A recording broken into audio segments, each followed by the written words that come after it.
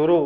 अध्यक्ष महोदय, मैं कल कह रहा था कि वित्त मंत्री जी ने जिस संदर्भ में यह बजट प्रस्तुत किया है और जिन परिस्थितियों की पृष्ठभूमि में वित्त मंत्री का भार संभाला है, उस दृष्टिकोण से यदि इस बजट को देखें तो हम इस परिणाम पर पहुंचेंगे कि वित्त मंत्री जी ने निश्चित तौर पर ऐसा काम किया है जिसके लिए वे धन्यवाद के पात्र हैं। उन्होंने देश की अर्थव्यवस्था को सुधारने के भार को लेकर उसमें सफलता प्राप्त करके देश की बिगड़ती हुई आर्थिक दशा को सुधारा।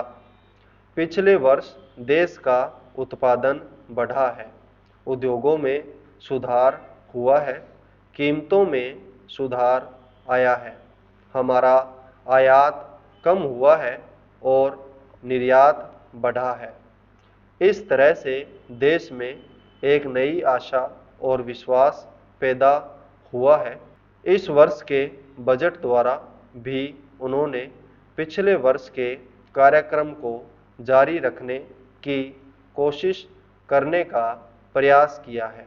मुझे इसमें कोई संदेह नहीं है कि इसमें भी उनको सफलता मिलेगी। उन्होंने देश के आयात निर्यात के बारे में जो कदम उठाए हैं, उनसे निश्चय ही हमारे विदेशी व्यापार का संतुलन सुधरेगा।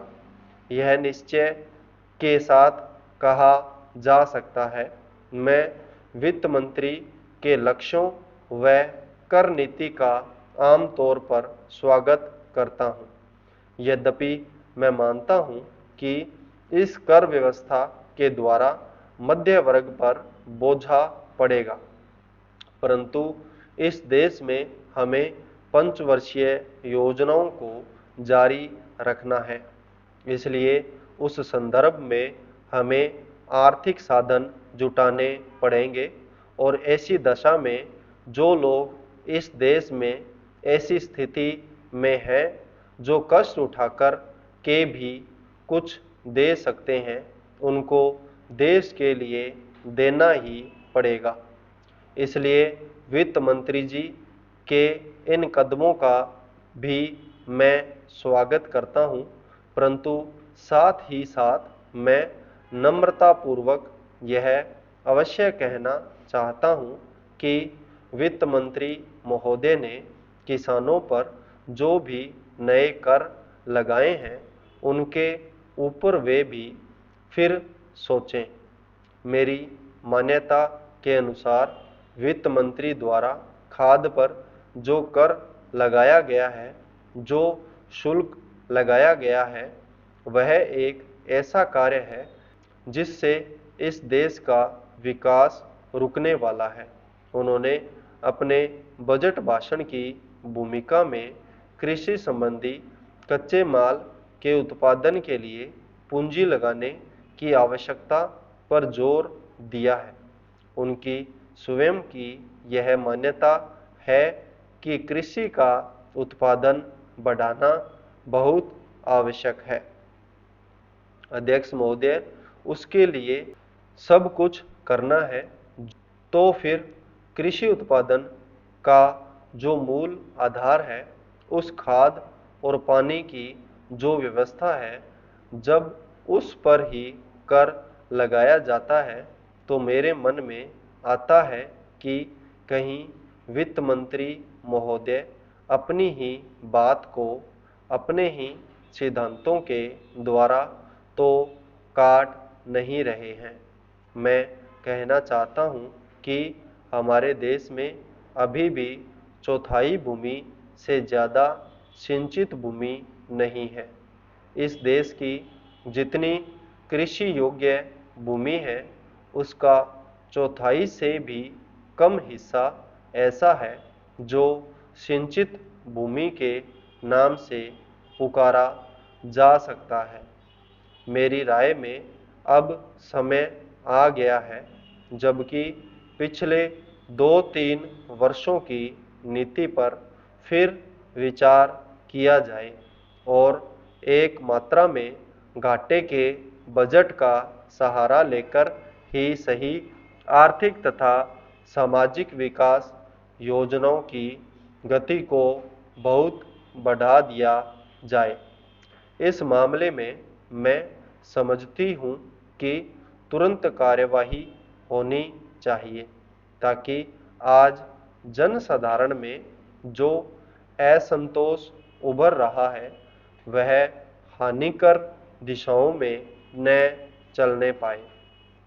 आज के राजनीतिक वातावरण की दृष्टि से भी मैं कहना चाहती हूँ कि विकास की गति को बढ़ाने की आवश्यकता सर्वोपरि है।